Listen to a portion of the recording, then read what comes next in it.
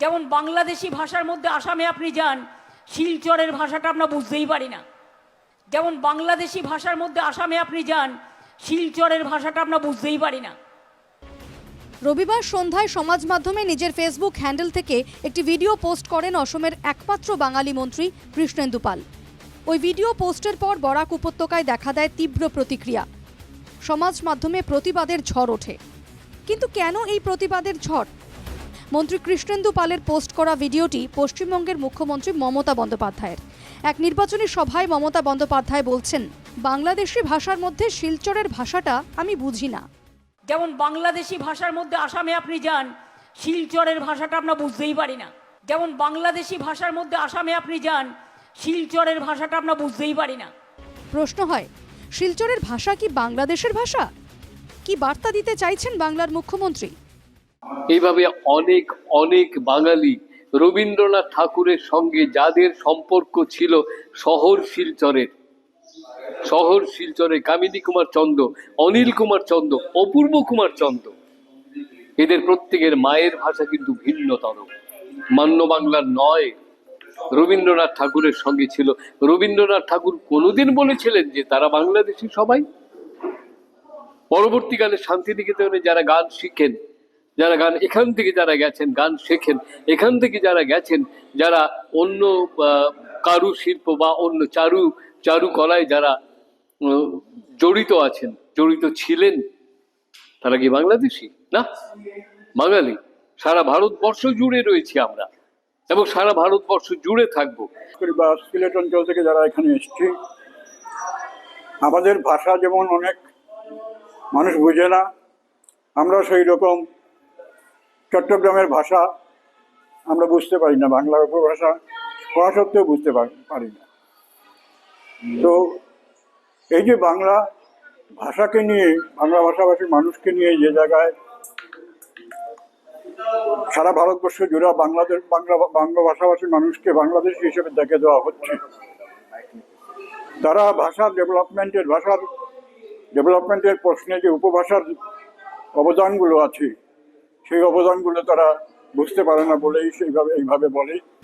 বরাক উপত্যকার বাঙালিরা মূলত সিলেটি ভাষায় কথা বলেন। মান্য বাংলা থেকে সিলেটি ভাষার আকাশ পাতাল ফারাক। তাই বাংলার মানুষের পক্ষে সিলেটি ভাষা বুঝতে না পারা তেমন অস্বাভাবিক নয়। মমতার এতটুকু বক্তব্য ঠিক ছিল, কিন্তু বিতর্কের সূত্রপাত হয়েছে শিলচরের ভাষাকে বাংলাদেশের ভাষা বলায়। মন্ত্রী কৃষ্ণেন্দু পাল নিজের ভিডিও পোস্টে লিখেছেন, শ্রদ্ধেয় মমতা বন্দ্যোপাধ্যায়জি, আপনি যদি বাঙালি হয়ে থাকেন তাহলে আপনার বাংলা ভাষা নিয়ে মন্তব্যটি অত্যন্ত দুর্ভাগ্যজনক। শিলচরের বাংলা ভাষা বা অসমের মানুষকে বাংলাদেশি বলা অত্যন্ত অসম্মানজনক এবং এতে অসমের লক্ষ লক্ষ ভারতীয় বাঙালির অনুভূতিতে আঘাত লেগেছে, যাদের সঙ্গে পশ্চিমবঙ্গের সাংস্কৃতিক যোগসূত্র দীর্ঘকালের। একই সঙ্গে ভোট ব্যাংক রাজনীতির স্বার্থে বাংলাদেশ থেকে পশ্চিমবঙ্গে অবৈধ অনুপ্রবেশের বিষয়ে আপনার নীরবতা গুরুতর প্রশ্ন তোলে। বরাক বিজেপি এ ব্যাপারে জানিয়েছে, সিলেটি ভাষাকে বাংলাদেশের ভাষা বলা ঠিক হয়নি।